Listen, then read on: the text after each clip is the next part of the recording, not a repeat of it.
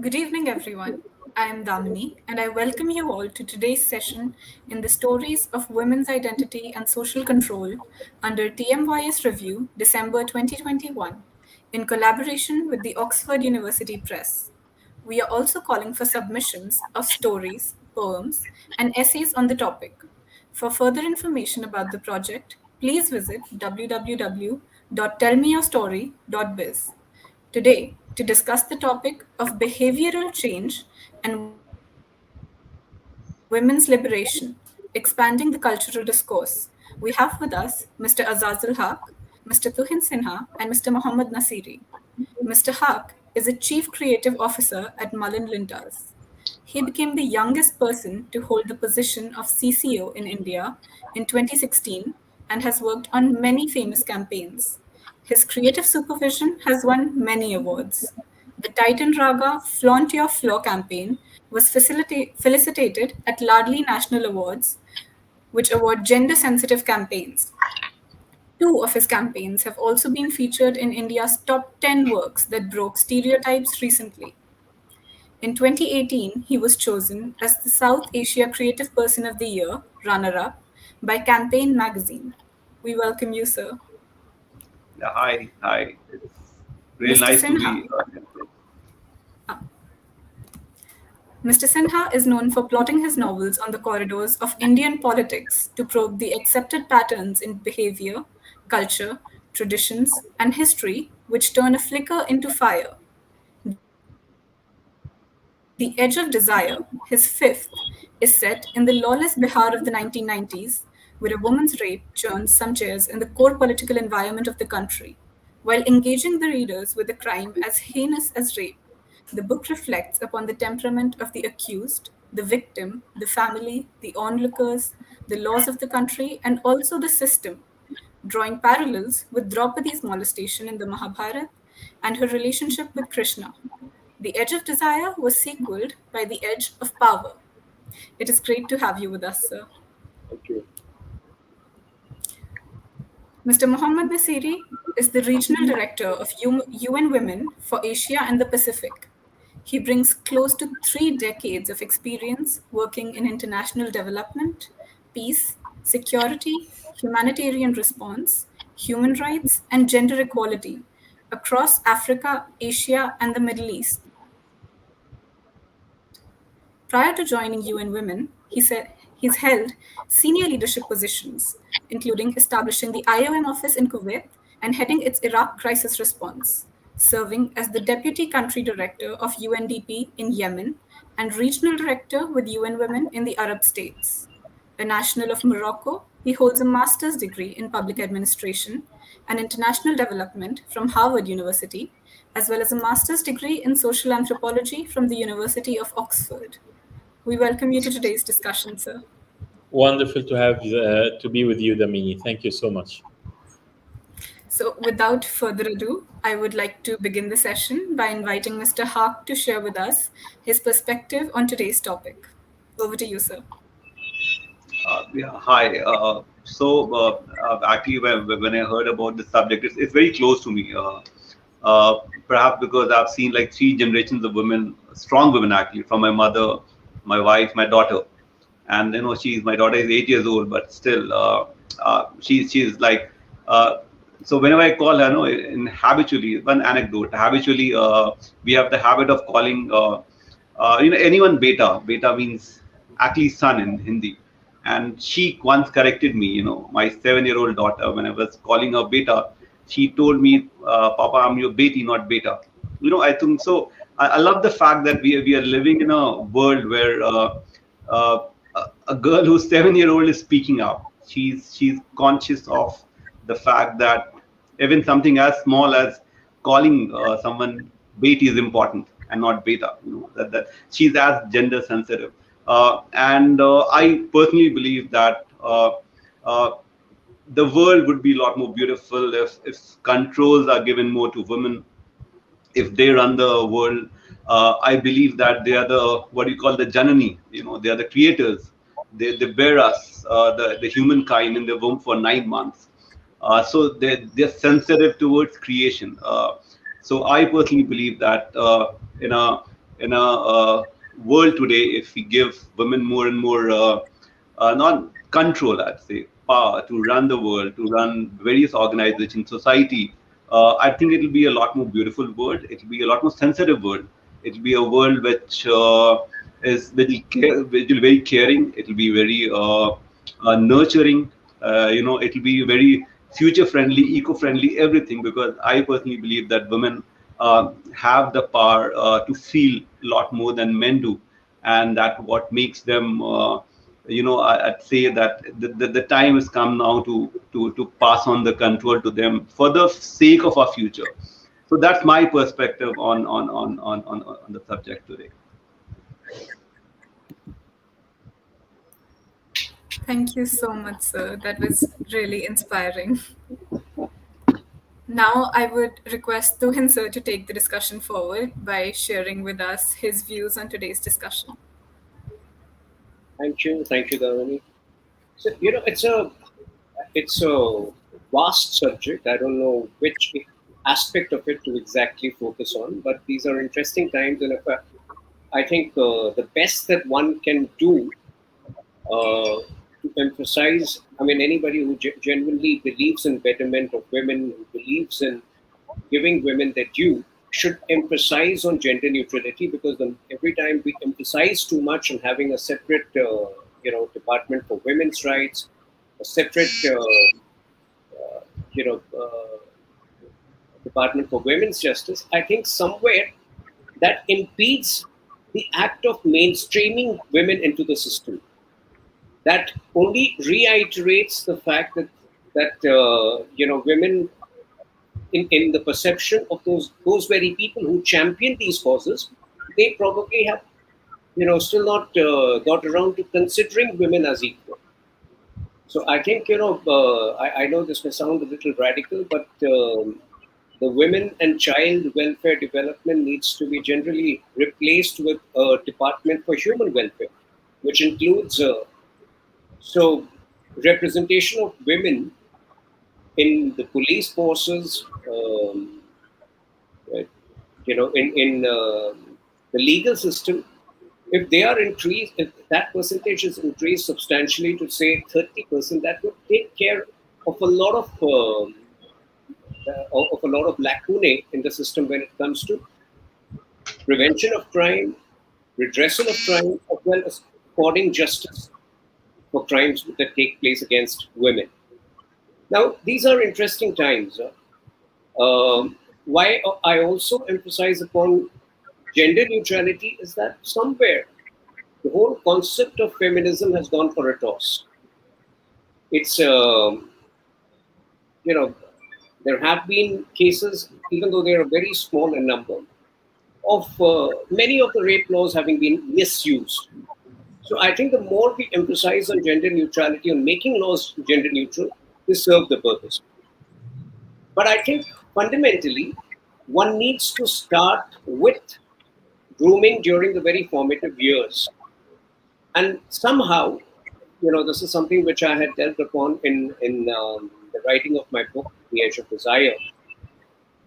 When you find 9 and 10-year-olds today in a park very carelessly giving out the abuses which contain the names of women's gender parts. I think somewhere a flawed mindset gets germinated right at that stage. Some amount of callousness is ingrained in the behavior right from that stage when it comes to not respecting women enough. And these are things which obviously, one can't change about, that can't be changed overnight. But the way these abuses, which focus on women's gender or whatever, for whatever reasons, are so mainstreamed even in cinema and the audiovisual medium today. There are some beautiful shows on OTT which I would love to watch with my family. For example, The Family Man. But the moment you sit and start watching it, these abuses are so normalized that somewhere when a 9 or a 10-year-old boy hears those abuses, it makes it seem so normal. I know it's not fashionable. It's not a popular thing to contest this jargon, this language, this behavior, because it has been normalized for a long time now. But I think we need to go slightly beyond the existing conventional way of handling the gender disparity, because at the end of it, when gender disparity has its roots way beyond what it seems is the problem. The problem runs way beyond that. So there is a legal aspect of handling cases when it comes to crimes against women. There is a social aspect. I think both need to be accorded a lot more thought, a lot more planning going ahead. Those are my initial thoughts when it comes to dealing with crimes against women, or generally the changing behavior of genders and the issue of gender neutrality. Thank you so much, sir. That was definitely very interesting. Now, I would like Mohammad, sir, to share with us his vast experience in the field of gender equality. Sir, what is your outlook on today's topic? Thank you, Damini. And I think maybe I start from where Tuhin ended. And there are definitely two issues that I would like to reflect on here. The first is the issue of gender neutrality, and how can we have more gender neutral language in our discourse, whether it was legal documents, constitutions. And from unfortunately experience that we've seen in so many countries in the world, whenever there is gender neutrality, when you come into a constitutional clause that would say the right of expression is for all people, or the right of employment is for all people, unfortunately that does not trickle down to mean concrete rights and concrete access to women. And this is where I think for some time to come, we will need to differentiate, and we will need to make sure that we're highlighting that rights are not only afforded to men and boys, but also women and girls and all genders in its all diversity.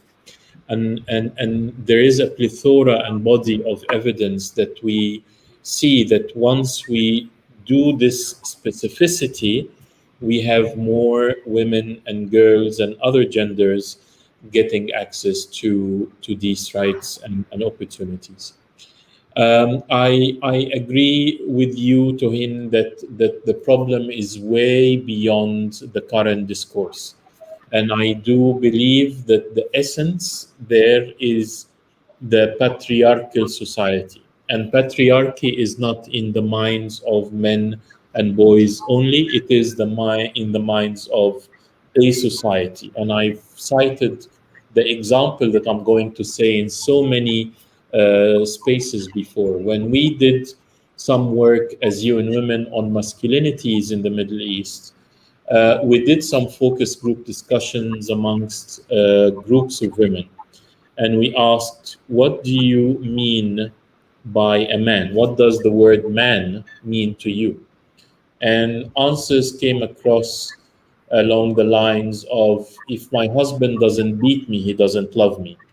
Or if my father doesn't send my younger brother to the market with me, he doesn't care about me. Or if my brother doesn't prevent me from going out of the house, he's not a man, he's a sissy. And that brings us maybe to the topic of our conversation today, which is behavioral change.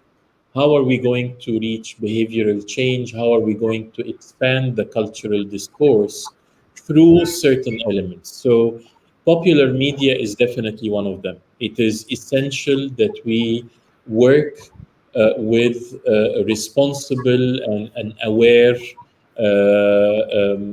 cultural elements and entities, novelists, media outlets, to remove the stereotyping from the popular media. We don't want to have any more Cinderellas and Snow Whites who are staying behind waiting for Prince Charming to come and rescue them.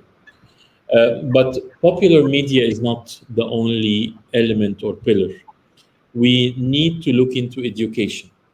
How are we going to look into curriculum in schools that would redefine the roles of the different genders in society? How are we going to reach a place where our kids do not go to school to read statements like, my father goes to the field to work, my mother stays at home to cook? Or I play football with my friends and my sister stays back at home to help my mother. The third element is the folkloric narrative. So not only the popular media, but also the folkloric narrative, the stories that we tell our society and our upcoming generation. A lot of it has a tilted power dynamic in the gender roles. Last and but not least is the big elephant in the room, which is the different religions that many of the world people are still following, and we cannot work without engaging the religions there. And many of the religions have been used by dogma and by men to continue to control the society and to keep the power in their own hands. So it's just about time for women to read their own religions with understandings that are gender that are not gender blind. With that, I stop, Damini, and I go back to you. Thank you so much, sir. Your research is truly fascinating. Shall we move on to the question and answer session?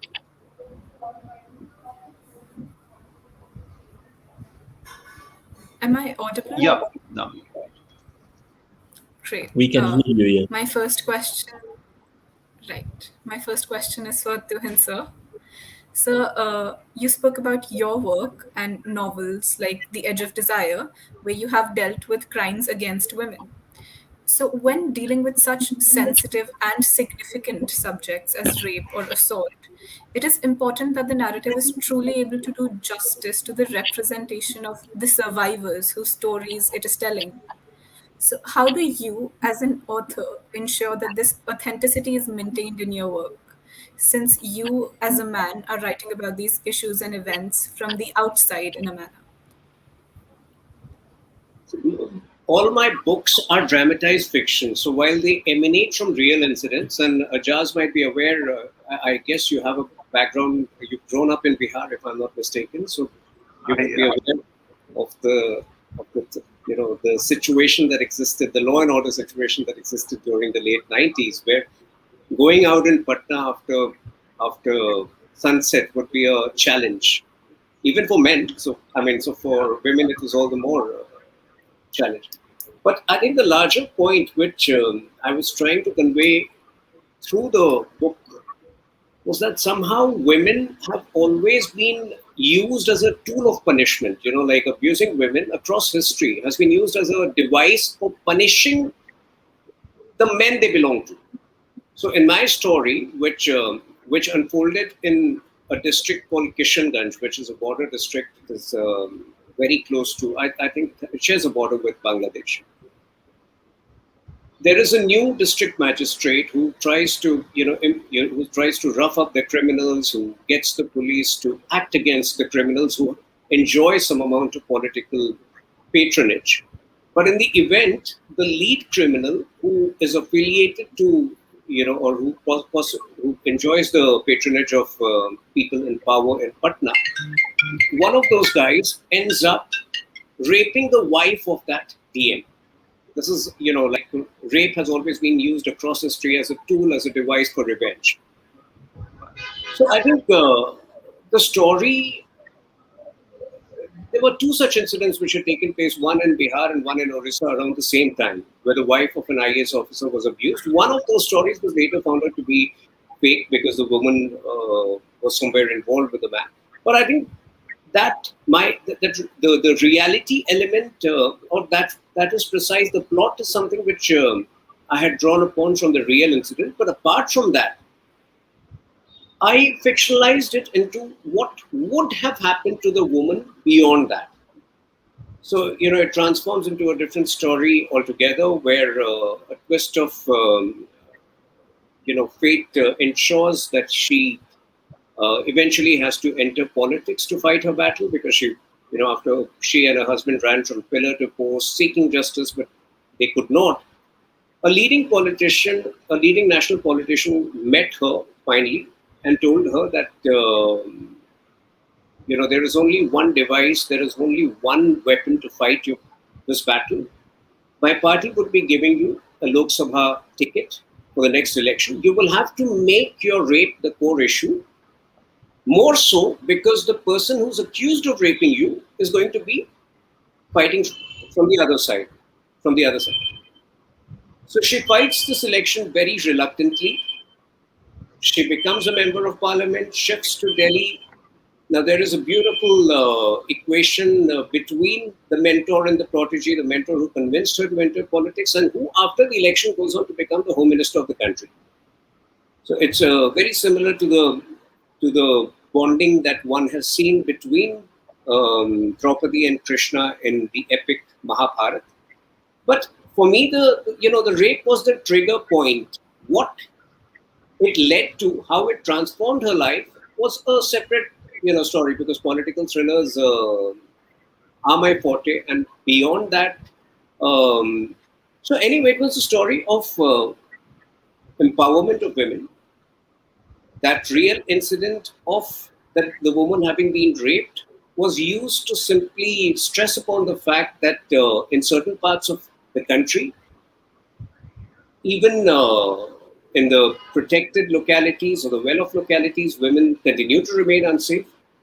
And I don't think the situation has changed much over the years.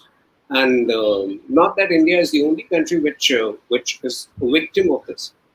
It's happening across the world, unfortunately. Thank you, sir. I think we would all agree that representation in the public sphere, in politics and media, is in itself a very complex issue, which brings me to my next question to Mr. Haque. So we have been seeing that there is more screen space given to women-led stories in the media these days. This is also reflected in our advertisements, which sometimes try to weave empowering stories around their products. However, would you say that the scope of this representation still lacks intersectionality? Further, how would you, as a major decision maker in the industry, create more space for women in these projects, both on and off screen? Sure. See, about advertising as an industry, it's been always a mirror of the society, as well as I think it's also been an industry that's shown way to the way the society should pave up. So I think the future, somewhere, it's been slightly ahead across the world. Advertising industry has been a little ahead of what is happening in the society, because they always somewhere we are trendsetters, and we are not just trying to set trends in fashion and all. It's also mindset trendsetters. We try and create some trends in a shift of mindset. The good part about off late, most of the brands, they're becoming sensitive about an issue like this. The good part about advertising is that most of our target audience, what we call the TG, are women. So you have to lure her, and that's work for us. That's where I think shift is changed. Most of the category like FMCG, which is from soaps to oil to, you're talking to a woman, you have to attract her, and that's where I think a lot of brands had shifted stance and have become. There's always been a a social responsibility that brands have taken off late. It's not just about what we call the purpose, the brand purpose. A lot of brands are actually coming up with something called a purpose, because they know to engage with audiences, it's not just about talking about the USPs of a certain product, but you have to engage with your target audience emotionally. And that's where I think most of the brands have picked the issue of gender, and they have started celebrating women. So right from, I think, one of the ads that we did for Saffola, a brand that's always shown as man being the sufferer. That's a brand which is always about a man is he's running the family, he's the one who gets the heart problem. And that's when we raise the issue that why is only a man who gets the heart issue? Because why is the man who's the hero, who takes the stress, who fights for family? And that's when we changed the narrative and said it'll be a woman who's going to be doing that, and the man who's going to be concerned about a woman, because the woman is running the family. We've not shown what the man does in that piece of commercial, but it's a woman that is the one who's taking the stress of running a family, the stress of earning money, stresses that were always associated with men in the past. All these stresses were men stress: how to earn for family, how to run. A lot of these things are happening. Multiple brands are doing that. I think they are doing a good job of it. Be it in sports, be it in categories like Bonvita, which are showing women picking up things like, say, right from boxing to running. It's not up. So all the sports which are again associated with men in the past, women has become the protagonist in that. So a lot of brands like Bonvita and all, they show a girl there, not a boy. I don't know what Complan is doing, but Complan was always a boy. I hope Complan becomes a girl. I think they have shown a girl now. So there's a change of gender, in terms of it's always not a boy that's shown as doing things which a man or a boy should be doing, like outdoorsy activity, running a family. So I think advertising as of now is doing a decent job of this touching upon subject like this, trying to bring and to spread this awareness that it's we need to balance it out. It was too lopsided towards men. This whole the hero was always a man. We need to make the women the hero now. And they have been made the heroes, and I think it's not just in advertising. I'm seeing a lot of media, cinema, Dangal for that matter, the huge hit that we've seen. Again, a topic that's picked and seen, one of the biggest grossers of India, is again shown two women. Obviously, women are also doing things and they're giving us stories which are real stories. Dangal was a real story.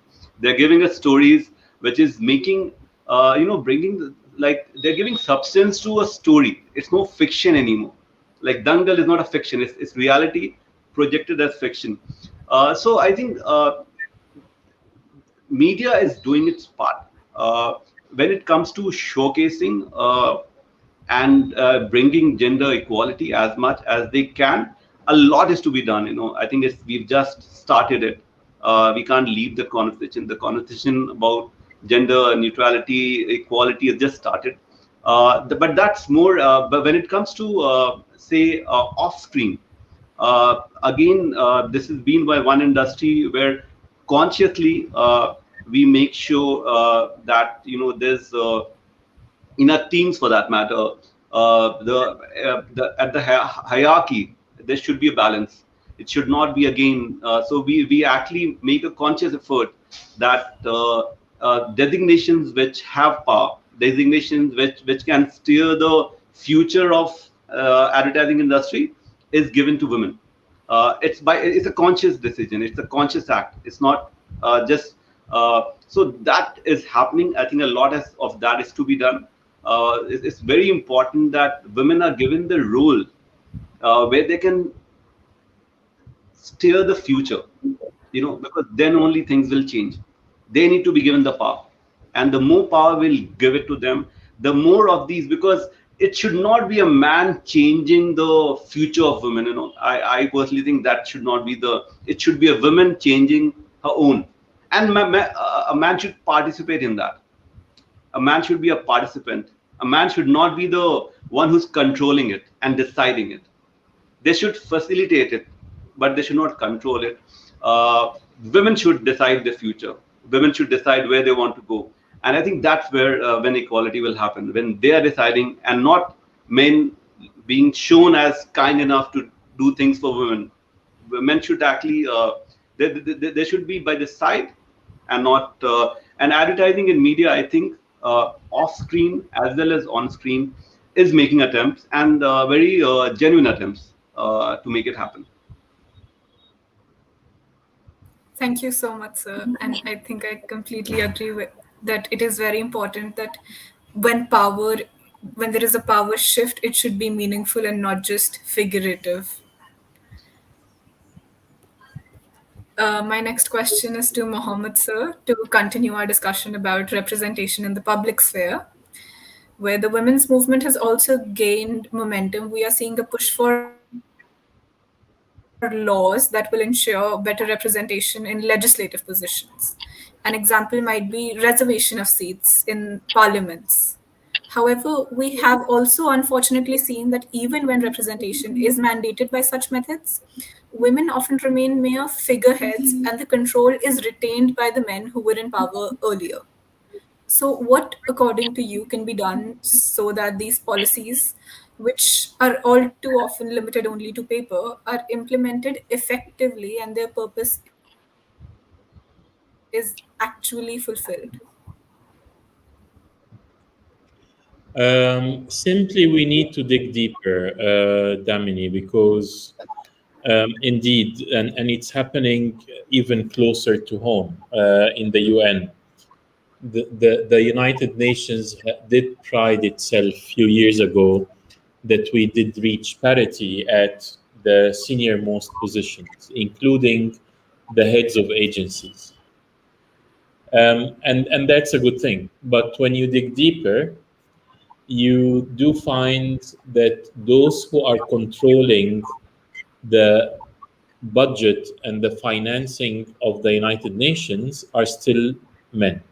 Those who are heading the big organizations that are better financed, that has more funding, are still men. So when we look into affirmative action and legislations that would uh, put in place things like quota, we need one to make sure that we're not just selecting any woman for the post.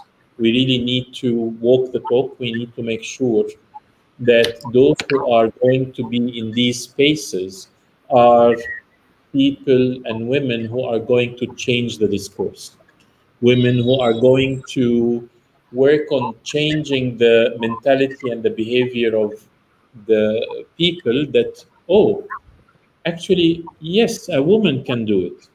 So we really need to get the best profile for that post, and no one can tell me that there are no women there. Definitely, there are so many qualified people from all genders who can be put in different positions. The second is that we need to ensure that there is a system of monitoring, following up, and evaluation as well. We need to see in every parliamentary cycle how effective the women who were elected or assigned or appointed in passing laws, in lobbying, in connecting with their constituency.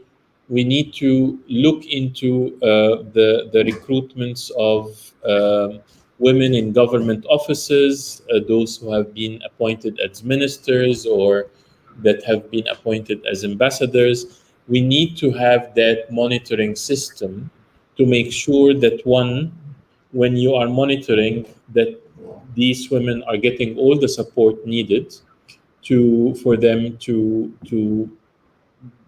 do what they need to do and to succeed.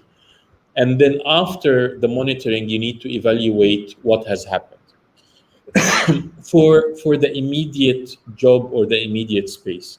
But beyond that, you also need to look into a whole of a society approach. If you want to make sure that women are going to succeed in their spaces, you also need to make sure that those women are also sharing the burden inside the house equitably with their partners.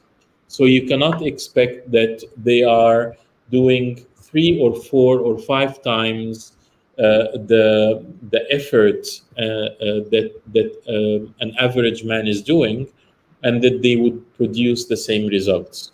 You need to make sure that there are care facilities, so young women who have kids can have their children in these care facilities when they are doing their jobs. So you need to look into all the other enablers that will allow us to work on that in a more holistic approach. Back to you. Thank you so much, sir. And I completely agree. Gender equality can truly only be achieved when all genders work together for it. Which brings me to my next question, that there is still an idea that demands for equality must come only from women, and that men may be entirely separated from the movement. However, they do have to be part of the conversation around these issues and work towards change as well. So, what do all of you, being so closely associated to these ideas, think are some necessary and constructive steps that can be taken specifically by men in these regards, considering the positions of power that they hold in the world today? Uh, you're all free to take this question.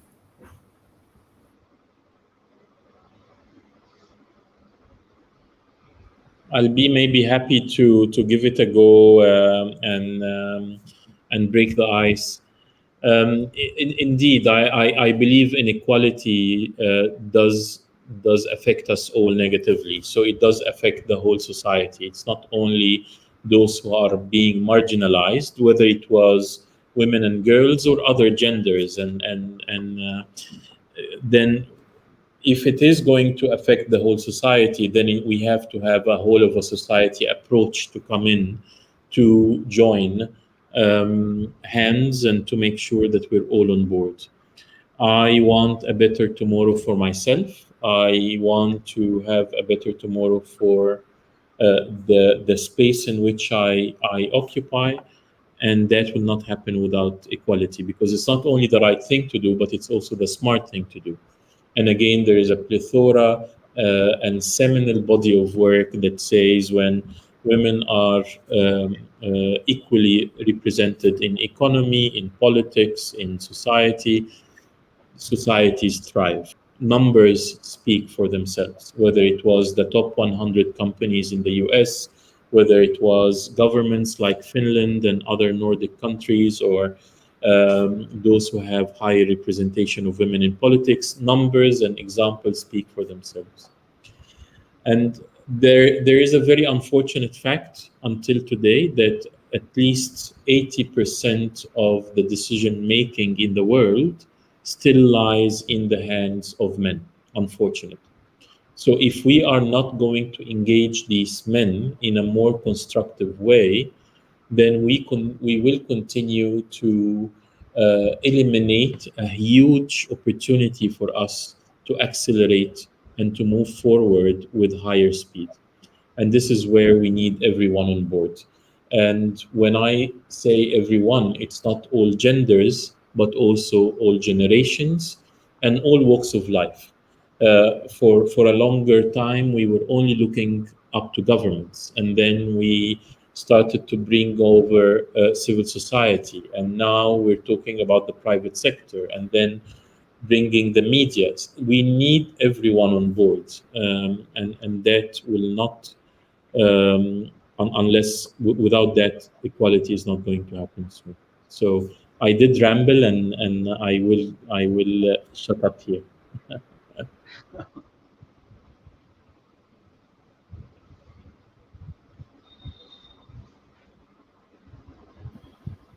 Well, okay, let me come in.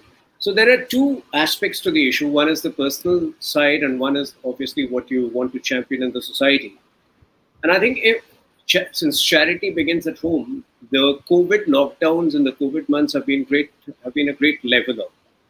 So, you know, the age-old definitions of gender roles. For example, I mean, if a man today is hesitant to clean the utensils when the domestic help doesn't turn up, I think there is something wrong with the mindset of that man. If he refuses to engage with the child on the issue of helping him with the homework, then I think there is some problem with the mindset of that man. So I think breaking the age-old primitive notions about gender roles is the first thing that at an individual level people need to do, and that should happen at home before you champion this cause in public. When it comes to public, Mohammad had made a point. See, we definitely need increased participation of women in all decision-making roles. Now, how does that change come about overnight? One is obviously, you need to provide some form of reservation. And in fact, in India, the women's reservation bill in Parliament has been pending for a very long time. Now, again, when it's something which should happen sooner than later. There is no reason to stall it because we need more women in Parliament. But I'll tell you another aspect of it, why the bill in its present form is on hold. There was one version of the bill which was supposed to come 20 years ago, which in my opinion was a far better version, where 1/3 of the total seats in Parliament would be reserved for women, and it would be entirely the prerogative of the respective political parties to decide which of those 1/3 seats they would be allocating for women. So in effect, probably the percentage of women in Parliament may not have been exactly 33%, probably in that if this bill would have come about, but it may have been, let's suppose, above 20%, or maybe in the vicinity of 25%, way better than what it is now, which is somewhere in the vicinity of 10%. But the present bill, which is a bone of contention, seeks a rotational form of distribution of tickets, where in every election, 1/3 of the constituencies, Lok Sabha constituencies in India, would be reserved entirely for women.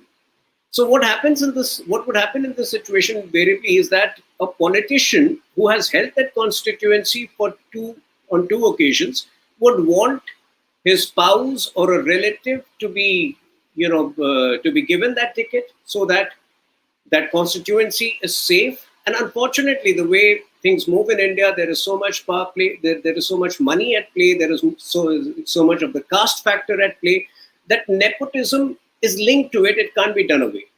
So at least the bill which is on hold right now, which is not moving ahead, if you ask me, is not a great bill any which way. But that obviously should not prevent us from improvising upon the bill, from working out a change in that, and ensuring that the participation of women or the representation of women in our legislative bodies goes up to at least twice of what it is right now. I think it's in the vicinity of 10% or perhaps less than that right now. Till the time it doesn't double, at least from here, and that doubling of effect would further encourage more women to come forth.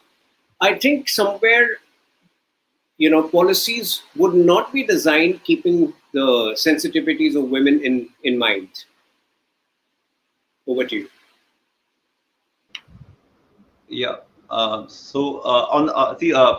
this subject, like I call myself a male feminist. Okay, so I'm a man feminist. So I'm a little lopsided actually on the other side. So, but what I believe is, why a man must participate in conversations like these and must work towards creating more and more equality. There are two sides to every decision, right? One is rational, one is emotional.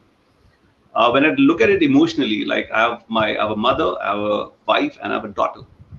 All three are females, and I live with all these three. So my most of my life, I'm emotionally dependent on these three people. And the more I participate in conversations like these, I'll somewhere do something for three people whom I love the most in life. That's my mother, my wife, and my daughter. That's my emotional decision.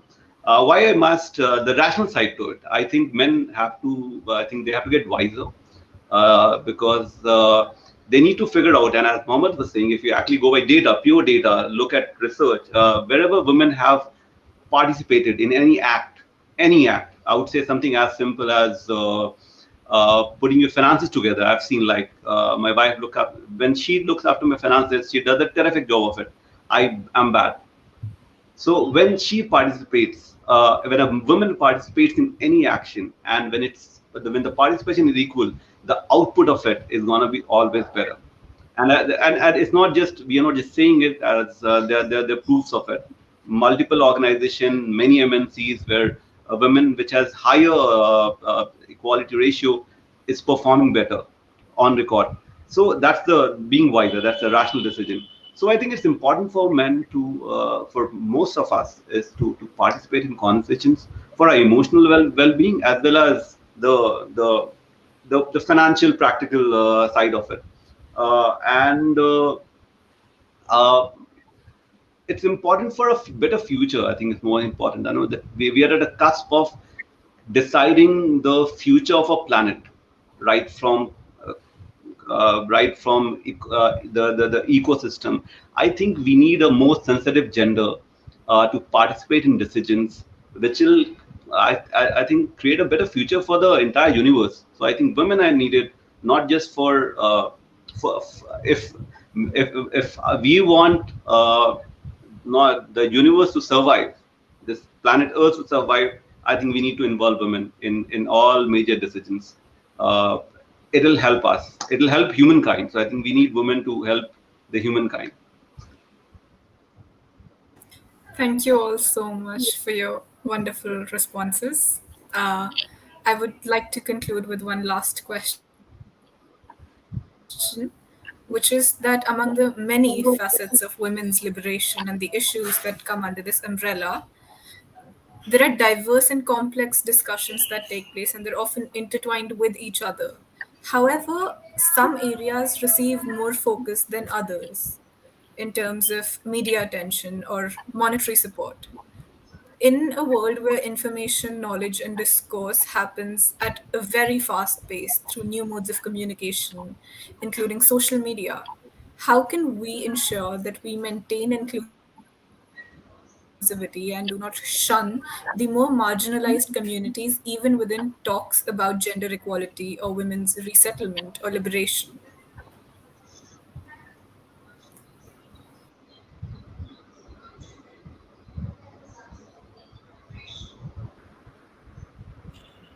Maybe I come again to break the ice. Again, I think it's important to continue to shed the light. And now with the democratization of media through the different social platforms that can be accessed by many, we really need to use that accessibility to shed the light on the marginalized most, but also to work on closing the gap, the digital gap between those who are privileged and those who are not. In South Asia alone, there are 300 million women and girls less than men who have access to a smartphone or to internet or to Wi-Fi. And the agency is the most important. If we manage to close that digital gap, then these marginalized communities will also speak for themselves. So we need to provide this agency for the different groups to speak for themselves on one hand, and on the other hand, we need to exercise our own responsibility to shed the light on where the issues that are most pertinent. And you said something that is very important about the different issues when it comes to women's liberation and equality. And unfortunately, it comes in fashion. So you find few years the whole universe is talking about the political participation of women, and then you get another few years having only the zest and the willingness and the intentionality to work on the economic empowerment. And then you get, for example, COVID, and then COVID, you talk about the shadow pandemic, which is violence against women, and all what is being discussed is the violence against women. So you do have that tendency globally that people would focus on one thing, and it's our responsibility to break these silos and look into the issue in its own comprehensiveness. Because if we're not going to tackle the issue from A to Z, we're going to continue to firefight. Back to you.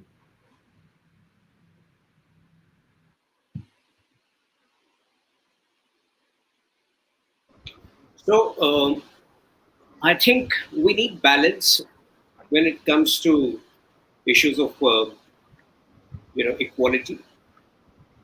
There is no doubt about the fact that across centuries women have got a raw deal, but then like I said, the danger they face today is a confused definition of feminism, even though I think it's still an emerging problem which many are not taking notice of. But I see lots of men who are facing, and like this may be unpopular opinion, I have come across lots of men who are facing false accusations for things they've never done, be it in marriage or so. I think this is an equally important problem, that feminism needs to be defined in the most objective manner, so as to encourage a sense of objectivity, a sense of absolute balance going ahead, and does not make the entire objective of gender equality confrontationist, because I think that is a problem which the world is going to face in the years to come. The entire issue of gender equality will become very confrontationist. It will become his word versus her word, and I think that is where the feminists of the world need to carefully plan and figure out whether their brand of feminism is bordering on confrontation, or whether it is actually leading to or espousing peace and harmony.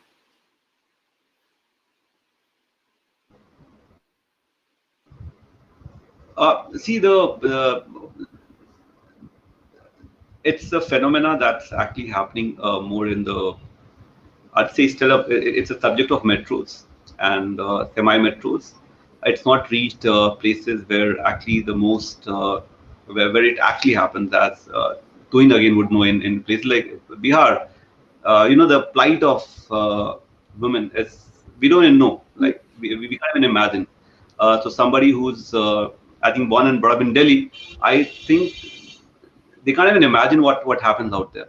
So a lot has to be done, as Mohammad suggested, that I think digital gap is how do I give them voice?